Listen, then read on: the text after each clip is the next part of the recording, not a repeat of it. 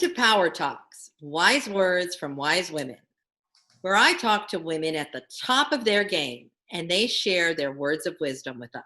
And today I have one of those powerhouse women with us, Dr. Tricia Kassab. Tricia, thank you for being here today. Thank you. Thanks for inviting me, Janet. It's a pleasure. Now, Tricia is currently the Vice President of Patient Safety and Quality at Adventist Health. She has over 25 years of experience working in major hospital systems in the healthcare industry. In today's episode, I'll be talking to Tricia about leadership in very stressful and constantly changing environments. And no environment could be like more than that right now than in the healthcare industry where you're working. Mm-hmm. So Tricia, you're leading quality and patient safety in the healthcare industry in these unprecedented times. Mm-hmm. For you personally, what personal attributes and leadership attributes have you had to draw upon that perhaps you didn't even know you had, or that they came out more during this whole crisis? Well, I will tell you, without a question, the ability to be empathetic, demonstrate compassion.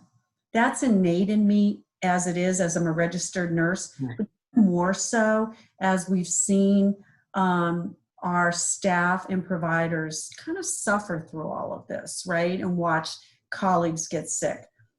I will tell you, secondly, we need to have emotional intelligence. We've got to be mindful, and we have to think about our own self-awareness, self-management, as well as social awareness and what's going on around us.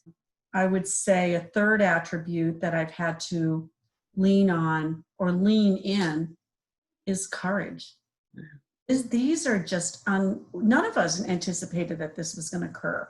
What are my personal values, right, to demonstrate that? Because certainly as a role model, people will look to that. I think fourth is the ability to be flexible. People question the changing regulatory guidance. And so as a leader, I've learned not to take it personally. Resilience is really critical attribute. And, how we're resilient, and we'll talk about that later on, how we take the time out for ourselves is really important. And then finally, Janet, the ability to influence. And instead of just dictating from a system perspective, we'll do this. We'll talk about the guidance, but then say, help me understand more about what some of your barriers may be. So yeah, I think this has really been an interesting journey to really reflect on our qualities. You and I have had this discussion before, but we talk about these things, right? Mm-hmm. And they're words that we use, emotional intelligence or empathy, or we hear these words. But what does it mean to really embody that? Mm-hmm. And in times like these, that's when push comes to shove, is are you embodying these traits or not just talking about them? So what else are you learning about leadership? Seek first to understand, to be understood. And that's Stephen Covey, and I totally believe in that. Yeah. And we have set up weekly calls in our command center with our hospitals to support our leaders, at the hospital level, to really seek to understand what some of their challenges are. And that's really important. Over communicate. If I could say anything, over communicate. When you think you've communicated again.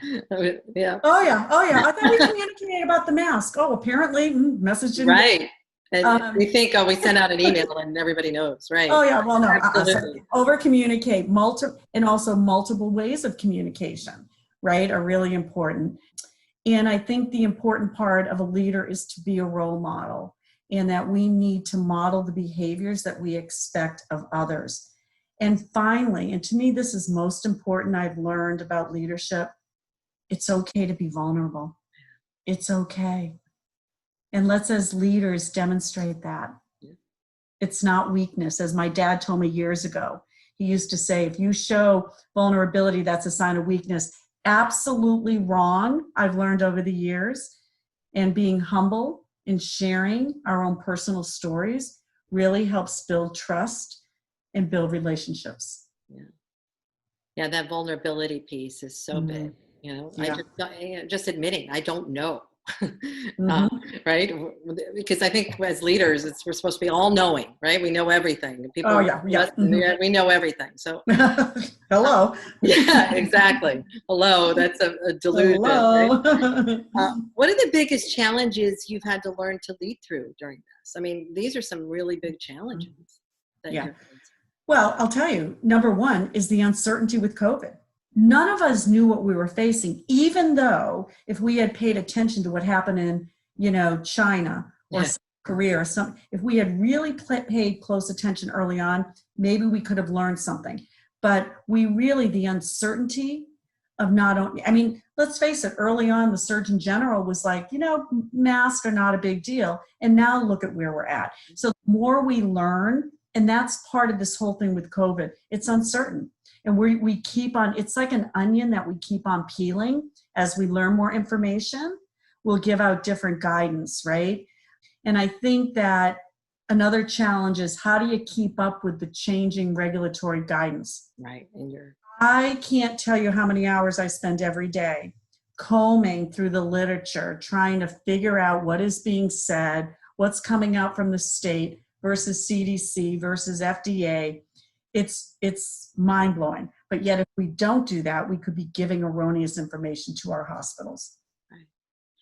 And the thing there is that you can't be insular, right? No, 'Cause you've got to be looking on the outside. It's not exactly right. we sit in our like you said, if we had looked at China, right, or that we just don't live in a, where we're all part of a larger system. Exactly right. Absolutely. Mhm. What do you think the people on your team are looking for from you during this time of uncertainty? Because obviously, when you lead people through uncertainty, they're looking for something. What do you think the people are looking for on your team? Well, I will tell you that they're looking to make sure we support them, that we trust the decisions that they will make. I will tell you my team members, even through this, want to make sure that um, they're provided opportunities for growth. Just because we're going through the COVID doesn't mean, these people that are on, they want career growth. They want us to model vulnerability. I know the more I've done that, Janet, the more that they've opened up. Yeah. It's helped us develop those trusting relationships. They look for a calmness because if they see us anxious, then that's going to transcend to other people, right? They also look to see how resilient we are during these ever-changing times. And I will share with you, and the people in my command center know this, language matters. The words we use are critical. And we have to be very mindful of that because everybody, people could interpret different words differently, but language matters, and we need to be aligned with the same definitions. So, that's what they're looking, I believe. So obviously, this is a journey. This is not Oh a boy, destination, right? I mean, by no is means. it ever? It's not like we're so as leaders and in organizations outcome focused, right? There's a Mhm. goal and we go after a target, and yet when we're dealing with this level of complexity and an ever-changing environment and this uncertainty, it's a journey and it keeps changing, and that's what you just described. So what are you learning about this journey, about this ever-changing journey? Uncertainty, and I believe is going to be the way of the world. Yeah. When I think back to 9/11, Yeah. prior to 9/11, I'd get to the airport 30 minutes ahead of time. Post 9/11, remember we went through the TSA, that it changed us. I really believe in my heart this is changing us in a very different manner. What will it look like? I don't know. But I do believe managing that and thinking proactively, what could this mean to the future? Like, for example, I really believe the whole notion of waiting rooms and mixing sick people and well people together is the thing of the past. I think we're going to be limiting entrances, for example, to the hospital. I think the whole notion of telehealth is going to change. So thinking proactively what we could do differently. And I've also learned through this journey the importance of supporting our leaders and staff with unexpected things such as patients' death and staff deaths. because this can take a really hard, and providers, a really hard toll on all of us. So I've learned that. There's that whole emotional piece that we Exactly. people to just come to work and leave everything else at the door, and yet humans are Exactly. showing up at the door, right? And so Exactly there's right, the Jan. whole emotional piece there that many leaders are just not equipped of how to deal with that and how to bring that human side. So yeah, and also what you're talking about, it also seems to be sparking innovation as well, because as you are navigating through these things, new things start to emerge. So that's what I hear when I hear you talk. So obviously I could talk to you all day, and also just where you're situated right now. I think a lot of people can learn from you and your situation right now. So I would just ask you now, what are some parting words of wisdom you would give to any other leaders who are feeling lack of control?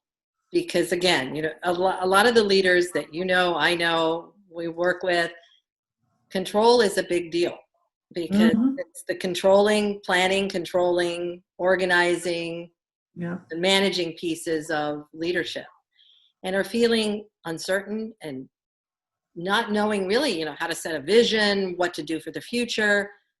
What parting words of wisdom would you give them sitting where you're sitting today? Probably the first thing I would say is limit social media. That can be, seriously, what people will give all kinds of opinions out there, limit that. This is not the time, to be engaging in different political conversations or whatever. It can be actually quite hurtful. And so my parting words is to limit that. I would say, as I've said before, focus on yourself and really focus on hobbies. We all need a work-life balance, right? We all need to do something, and what gives us joy, what gives us passion every day, I think is really important. I think our faith, if people have certain, faith-based beliefs, really now's a good time, to really look deep in yourself. In journaling, I find that journaling is a really good way to release. I will tell you, I look every day at 3 good things that happen to me, and I put it in the journal. And it could be anything. It could be work related, family related. It doesn't matter. But what are and it could be very simple. But being mindful of the 3 good things that have happened to us can really help change our mindset. Instead of saying, well, I wish I should have done this, I should have done that, that's not helpful. So look at what we're grateful for and what the great things that are happening. And finally, my final thought as I think about this is the happiest people in life don't have the best of everything. They just make the best of everything. So my final thoughts. Make the best of everything. I love it. Words of wisdom from a very wise woman. Thank you so much, Tricia, for being here today. I think this will be very helpful to many people who are struggling with stress, struggling in different situations right now. Just hearing from you, who you're right in the eye of the storm. So thank you very much.